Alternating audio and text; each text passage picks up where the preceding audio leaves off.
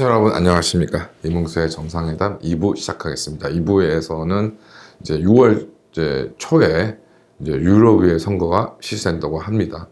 소장님께서 지속적으로 소개해 주신 것처럼 유럽에서는 현재 이른바 극우정당, 이제 중도 좌우파 기득권에서 봤을 때는 이제 극우겠죠. 극우 포퓰리스트 정당들의 이제 득세가 심상치가 않고 있는데요.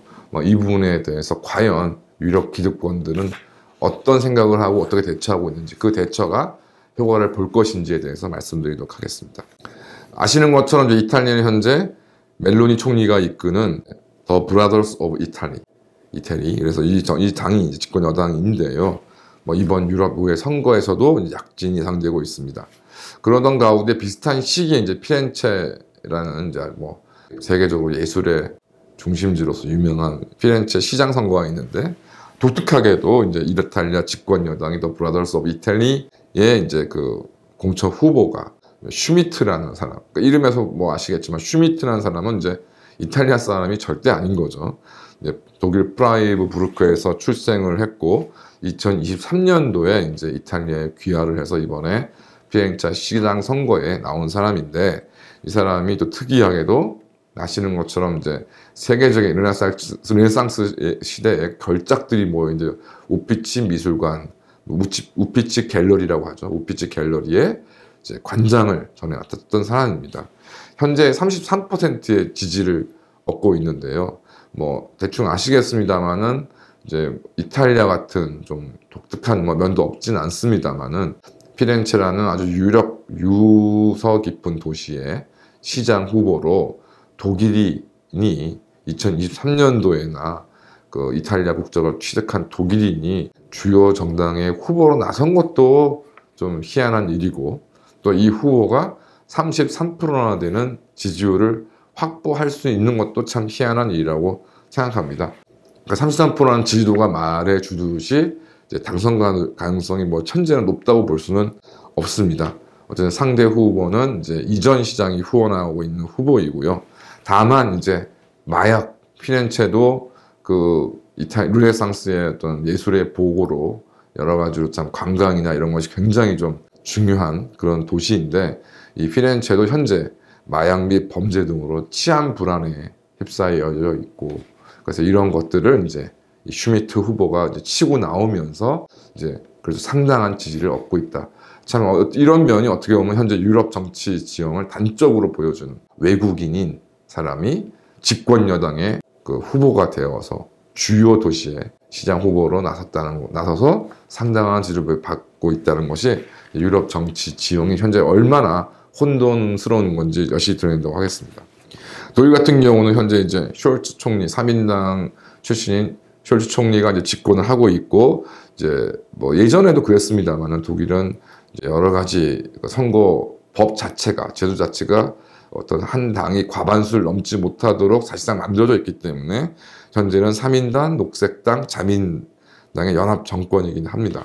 우리나라도 마찬가지입니다. 특히 이제 독일 같은 경우에도 안보와 에너지 문제가 국정의 어떤 핵심이라고 할 수 있는데, 이에 따라서 이제 우크라이나 전쟁 발발 직후에 망설이다 하고 올해 1월에 우크라이나 테크를 지원하겠다, 우크라이나에 그런 숄츠 총리가 밝힌 바가 있는데, 현재까지 우크라이나 쪽에 제공된 이른바 독일이 자랑하는 레오파드 전차는 14대에 불과합니다. 특히 차라리 전쟁 발발 직후에는 이런 독일 정부가 기민하게 움직이는 모습을 보였는데, 이후 이제 러시아의 공격이 이제 실패하자 다시 좀 구태의연한 분위기로 돌아간 것이 아니냐는 것이 있고요. 최근에 다시 또 우크라이나의 전선에서 전황이 악화되니까 좀 이에 대한 이를 타개하기 위해서 좀 더 다시 기민하게 움직이는 것이냐라고 이제 지금 지켜보고 있는데, 독일이 지금 국방 예산은 아직도 자신들이 첨령했던 GDP의 2%가 아니라 1.5%에 불과하고, 향후 2, 3년 내에 이 국방 예산이 GDP의 2%를 넘을 가능성은 없다고 합니다. 이런 상황에서 이제 안보 및 에너지 문제에 대비하기 위해서 독일도 당연히 이제 국가적 재정이 많이 필요한 상황인데, 이제 이를 어떻게 해결해 볼까 하고 고민을 하다가 이제 코비드 19 비상 자금이 이제 사용되지 않은 것이 있어서 이것을 이제 이런 뭐 안보라던가 다른 필요한 분야에 좀 전용할 수 있을까 싶어서 움직였었는데, 최근 독일 헌법재판소가 이제 이러한 그 코비드-19 비상자금 650억 달러를 다른 용도로 사용한 것은 위헌이라는 판결을 낸 적이 있습니다. 이것이 독일에게 더 치명적인 이유는, 독일이 이제 국가의 재정 건전성을 이제 보장한다는 의미로 국가 채무를 전체 GDP의 0.35%를 제한한다는 규정을 만들어 놓았기 때문인 것이죠. 그러다 보니 현재 긴급한 어떤 정부 지출이나 이런 것이 굉장히 좀 어려운 상황이고 정책 집행에 장애가 되는 상황입니다. 이래서 국방 예산 증액도 지금 신속히 이루어지지 못하고 있고, 뭐 뿐만 아니라 필요한 사회복지 예산도 줄줄이 삭감을 면치 못하고 있고, 뭐 이런 부분에 대해서 당연히 뭐 3인당이나 녹색당은 이제 적극적인 재정 지출을 이제 선호하는 반면에, 연립 정권의 한 멤버인 한 주축인 자유민주당, 자민당은 또 이에 반대하고 있습니다. 이러다 보니까 2025년 차기 총선 이전에 이 연립 정권, 그 3인당, 그 녹색당, 그 다음에 자민당, 그래서 이 당의 어떤 그 로고 색깔을 이제 해서 신호등 정권이라고 하는 이 신호등 정권이 총선 이전에 붕괴하는 것이 아니냐라는 그 예상까지 나오고 있는 상황입니다. 또 이 와중에 이제 이들 좀 무기력한 기득권 정당의 대체 세력으로 독일 국민들의 관심을 받았던 독일을 위한 대안, 뭐 이코노미스트 같은 이제 유럽 언론들은 극우 정당이라고 얘기하고 있지만은, 여기가 이제 또 이게 그 과거 이제 친나치 어떤 그런 성향들과 이제 관련이 돼서 좀 스캔들이 터져서 지금 주춤하고 있는 상황이고, 뭐 이런 상황에 이제 예전 그래서 바이마르 공화국 때 시대처럼 이제 뭐 극우적인 성향의 정당이 나온다면 다시 이제 친러 극자 정당까지 이제 준동을 하고 있는 상황인데, 현재 말씀드린 것처럼 연립 정부를 구성하고 있는 3당의 그 지방선거 등의 지지세는 뭐 아주 저조하다. 그런 상황에서 뭐 선거를 앞두고 지방선거를 앞두고 정치 퇴력까지 이루어지고 있다고 합니다. 그래서 이제 올해 이제 뭐 축구를 좋아하시는 분은 아시겠습니다만, 유로 2024가 이제 독일에서 개최되는 것인데요. 뭐 이를 통해서 좀 독일의 좀 반전을 좀 있기를 전망이 있다고 합니다만은, 뭐 아시는 것처럼 최근에 독일 축구 국가대표 팀도 과거의 명성에 현저하게 못 미치는 그런 졸전을 거듭하고 있어서, 과연 독일 사람들이 기대하는 그런 국면이 유럽 2024를 통해서 가능해질지는 모르겠습니다. 그러니까 유럽 전체적으로 보면은 2019년에는 극우 포퓰리스트 정당이라고 이제 기득권이 규정되는 그런 정당이 2개 국가에서 이제 집권을 하고 있었는데, 현재는 이제 그것이 8개국으로 좀 늘어났고요. 앞서 말씀드린 것처럼 올해 6월 초에 있을 유럽 의회 선거에서도 상당 지분을 장악할 것이 전망되고 있습니다. 이를 두고 이코노미스트 같은 이제 기득권 언론들은 뭐 이민, 이슬람, 기후변화 규제, 뭐 이후의 주권 제한 혹은 침해에 대한 증오로 이들이 뭐 힘을 얻고 있다고 설명하고 있습니다만은, 뭐 결과적으로 또 이들에게 또 기득권 언론들이나 이제 기득권 세력들은 파시즘을 계승한 정당이다, 이런 식으로 누명을 씌우고 있습니다만은, 과연 이것으로만 뭐 설명이 가능할 것인가? 특히 이제 이탈리아 집권하고 있는 이제 멜로니 총리 같은 경우에는 기존의 뭐 르펜이나 이런 뭐 독일을 위한 대안 뭐 이런 것들은 좀 정말 결이 다른, 그러니까 나름 어떤 이들 기득권 입장에서 봤을 땐 극우적인 성향을 보이기도 하면서도, 또 러시아에 대한 제재나 이런 거에는 앞장서면서 우크라이나는 열심히 지원하는 뭐 이런 모습 등을 뭐 보여지고 있는 상황에서, 네덜란드 같은 경우에도 지금 이른바 그 극우 정당들이 이제 득세를 하고 있는데, 이제 이런 정당들이 결과적으로 뭐 중도 우파 정부와 연합이 이루어질 가능성, 그러니까 좀 여러 가지 면에서 실용적인 접근을 통해 가지고 연합 정부를 구성할 가능성이 현재 높아지고 있다고 합니다. 그러면 이런 이른바 독일에서 극우 포퓰리스트 정당들이 정말 그 증오에 의해서만 이렇게 힘을 얻고 있는 것이냐, 정말 그 이른바 중도 좌우파로 대변되는 유럽 기득권 정당들이 도대체 제대로 국정을 잘 하고 있는데 이게 엉뚱한 사람들이 선동하고 있는 것이냐, 당연히 아닌 것은 뭐 잘 아실 겁니다. 대표적으로 북아일랜드 같은 경우에는 지금 의료 시스템이 정말 크게 문제가 생겼다고 합니다. 그러니까 환자들 중에 절반이 이제 1년 이상을 대기하고 있는데, 뭐 이것은 이제 영국의 의료 시스템, 이게 NHS라는 이것이 뭐 대표적인 뭐 실책으로 좀 꼽히고 있습니다만은, 그 최소한 잉글랜드는 이제 이러한 1년 이상 대기에는 환자들이 40%에 불과하다고 합니다. 이렇게 되는 대표적인 이유가 CT, MRI, 펫스캐너와 같이 이제 고가의 의료 장비에 지금 투자가 전혀 이루어지지 않고 있다. 뭐 그러다 보니 영국 전체 이제 83%의 치과 진료소 같은 경우에는 신규 NHS 환자, 즉 건강보험증이 적용되는 환자를 지금 현재 수용할 수 없다라는 입장을 밝히고 있습니다. 뭐 이런 부분에 대해서 당연히 영국의 보수 노동 양당은 뭐 무대책으로 일관하고 있고요. 또 하나 1920년 같은 경우에는 영국인들이 20%가 자가를 소유하다가 2000년에는 70%가 이제 자가를 소유하고 있었습니다.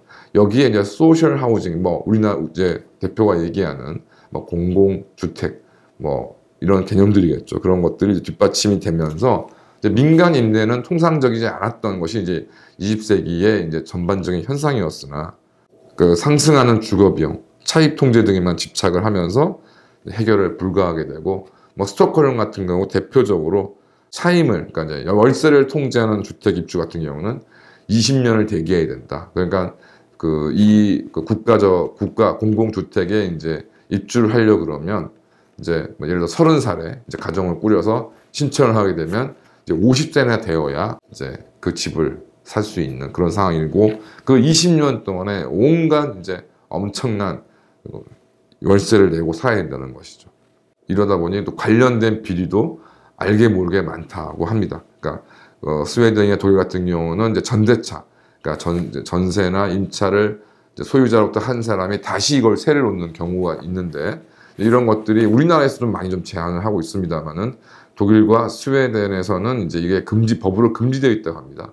이제 그러다 보니까 이제 좋은 집을 구하기는 어렵고, 그래서 좋은 집이라는 것은 좋은 입지와 이제 적당한 가격인 것인데, 좋은 집은 구하기가 어려우니까 이렇게 공공주택을 이제 싼 월세로 이제 살 수 있도록 이제 집을 받아놓은 그 임차인이 이제 불법적으로 다시 이거를 임차를 놓는 식의 어떤 그런 불법적인 행행이 알게 모르게 많다라고 합니다. 그러니까 당연히 이제 그러한 경우에는 통제된 차임이 아니라 이제 시장 가격으로 이제 월세를 받다 보니까 특히 젊은 사람들, 빈곤층에 있어서 굉장히 그 주택비, 주거비용 부담이 엄청나다고 합니다.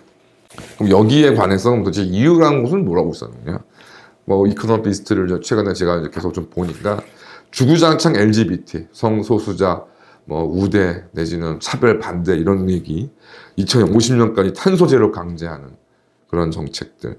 그러다 보니까 뭐 독일 같은 경우에 특히 이제 구도심의 이제 구주택들, 오래된 주택들 같은 경우는 또 이게 뭐 예술문화지구로 결정돼 있어서 철거 및 재건축은 불가능하고, 그런데 탄소 배출은 제로를 만들어야 된다 그러니까 기존의 석유, 가스와 같은 탄소연료 보일러를 또 뭐 지열 보일러 이런 등등으로 교체를 해야 되는데, 뭐 이에 대해서 국가가 뭐 상당한 비용을 보전해 준다고 하지만 뭐 임대인 입장에서는 또 비용이 들어가니까 여기에 또 비용이 추가되고, 또 이러한 또 추가로 들이게 된 비용은 또 임차인에게 전가하는, 그래서 결과적으로 이른바 기후 변화 규제로 인해서 임대인 및 임차인 모두에게 엄청난 이제 부담이 된다. 이거는 결과적으로 다 주거비 상승으로 또 이어지는 거고요.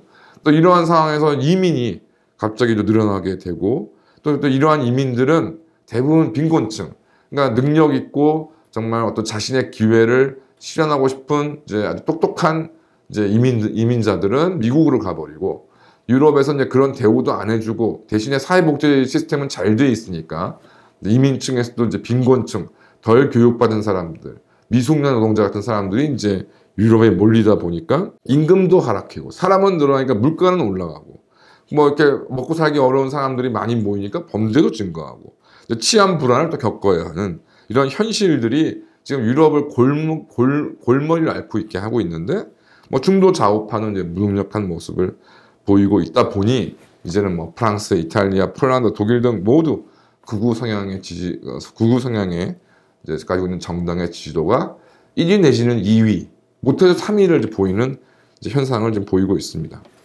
심지어 뭐 이코노미스트 같은 걸 읽어보니까 동아시아의 저출산 문제를 이제 성소수자 우대 내지는 차별로 설명까지 하는 걸 보고 좀 기함을 했습니다. 뭐 어떻게 저출산 문제하고 이런 문제가 어떻게 연결되는 것이지? 그러니까 모든 문제를 완전히 지금 서구의 기득권, 그러니까 이른바 뭐 좌파 성향의 기득권들 같은 경우는 모든 문제를 성소수자 차별 문제로 치환시키고 있는 것이 참 기도 안 찬다는 생각이 좀 들었습니다. 그래서 이들은 이제 이런 이제 성장하는 극우 정당들이 이유를 장악해서 이제 파괴하는 것을 이제 우려하고 있고, 뭐 이들을 분열시키고 배제할 수 있는가를 뭐 검토하고 있습니다. 뭐 실제로 가능하지 않은 것이죠. 이런 현실적인 문제를 기존의 기득권 정치 세력과 언론들이 외면하고 있는데, 뭐 이를 틈타서 뭐 극우 성향이라고 뭐라고 부르든 간에 뭐 이들이 힘을 얻는 것은 너무나 당연한 것인 거고요. 백약이 무효라 할 것입니다. 그러니까 이들에 대해서 뭐 증오로 뭉쳐진 사람들이다, 어떤 뭐 선동한 사람들이다를 비판하기 전에 뭐 기득권 언론과 정당들부터 확실한 현실 타겟책을 마련하지 않느냐라는 점을 뭐 도외시한다 그러면은 아무런 변화도 없을 거라 생각이 듭니다. 더욱 이제 큰 문제가 이제 유럽에서 극우 이제 포퓰리즘 정당들이 득세를 하게 된 가장 큰 사실 이유가 EU에 있는 것이죠. 그 이유가 EU에 있는 것인 것이 아무래도 많은 이제 유럽의 사람들이 유럽의 선거에 대해서는 큰 관심, 뭐 투표율도 엄청 낮고, 뭐 또 관심도 현저히 낮고 있는데, 이들이 뭐 EU 집행위원회, EU 의회라는 이름으로 각 주권 국가의 주권을 제한하고 정책을 결정하는 많은 영향력을 행사를 하고 있는 것입니다. 그런데 그럼 이들이 도대체 유럽 사람들의 어떤 의사를 제대로 반영하는 것인가? 이른바 뭐 중도 좌우파 연합 등등으로 해서 짬짬이로 성소수자 우대해줘라, 성소수자에 대한 차별은 어떠한 경우에도 금지시킨다 그러면서 뭐 온갖 악을 행하고 있기 때문에 뭐 동성 결혼도 뭐 다 허용하고 기후 이데올로기도 강제하고 뭐 반이민이면 뭐 무조건 인종주의로 매도하고 있기 때문에 뭐 어떻게 보면 이런 틀을 벗어나지 못하고 있는 이유가 무력화되고 해체되는 것은 어떻게 보면 불가피한적인 것이 아닌가라는 생각이 듭니다. 결과적으로 뭐 원인은 극우 이른바 유럽 기득권 언론과 정당들에 의해서 극우 포퓰리즘 정당이라고 불리는 세력이 득세하는 것은 뭐 결국 의식주의 어떤 여건의 약화, 그러니까 현실과 동떨어진 기후변화 규제, 이민자 및 성소수자 우대 혹은 이제 관련 표현을 뭐 적극적으로 금지하고 처벌하는 등 이건 뭐 하나의 뭐 쉽게 말씀드려 독재라고 볼 수밖에 없는 것들이 유럽을 횡행하고 있고, 이민도 앞서 말씀드린 것처럼 미국 이민이 불가한 사람들, 유럽의 그 어설픈 사회복지가 절실히 필요한 사람들만 유럽으로 이제 몰려들고 있고, 이는 전체적으로 국가와 사회와 부담이 될 뿐 이들로 인해서 유럽이 얻을 수 있는 것은 별로 없고, 이들이 또 어쩔 수 없이 사회복지 시스템에도 불구하고 취하층으로 편입되면서 불안한 지위 속에 그 격차를 또 해결을 또 할 수가 없고 하다 보니 이제 이른바 비공식 경제, 이것이 뭐 결국 뭐겠습니까? 범죄에 많이 빠질 수밖에 없고, 그러다 보니 또 전체 국가와 사회가 불안해지고 이를 통해서 이런 반이민 정서가 더 강화되는 이런 악순환에 지금 빠질 수밖에 없는 상황인데, 뭐 유럽의 기득권 정당들과 언론들은 이를 철저하게 도외시하고 있고, 더 웃긴 것은 미국도 이러저러한 경험들이 있어서 뭐 문제가 많기도 했습니다만은, 미국이란 나라가 기본적으로 이민으로 이루어진 나라이기 때문에 이것을 뭐 여러 가지로 운영을 하면서 뭐 안 좋은 일, 비극, 참사도 있었습니다만 나름의 노하우를 그래도 200년이 넘는 세월 동안 확보한 반면, 예를 들어서 뭐 유럽 국가들 같은 경우 언제 뭐 이민을 제대로 크게 받아들인 경험도 별로 없으면서 난민이란 뭐 인류애라는 이름으로 난민을 받아들여서 감당 못하면서 허우적대고 있는 모습은 어찌 보면 당연하다.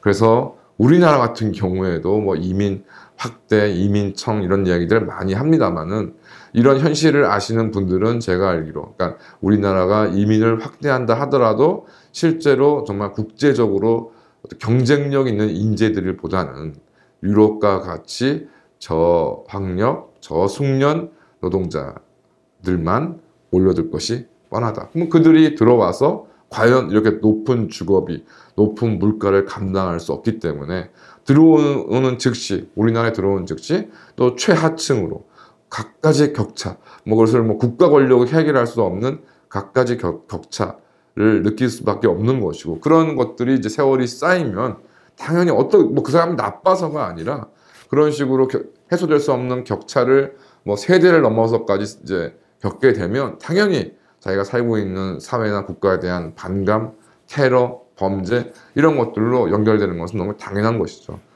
그렇기 때문에 정말 우리보다 훨씬 먼저 초고령 사회에 진입했던 일본이 유연하게 대처할 지연정 이민의 확대라는 것을 쉽게 시도하지 않는 이유도 바로 이런 점에 있다고 생각이 좀 듭니다. 그래서 거듭 말씀드리지만은 소장님께서 계속 말씀드리는 겁니다만, 그래서 이민 자체를 무조건 반대한다기보다는 정말로 과연 하나라도 기본적인 내용에 대비가 되어 있는 것인지, 그 다음에 이민 자체가 과연 좋은 것인지, 또 어떻게 하면 그 부족한 노동력 이런 것들을 어떻게 이민 외에 확보할 수 있는 다른 모든 방법을 강구하는 것인지를 먼저 생각하지 않을까 생각합니다.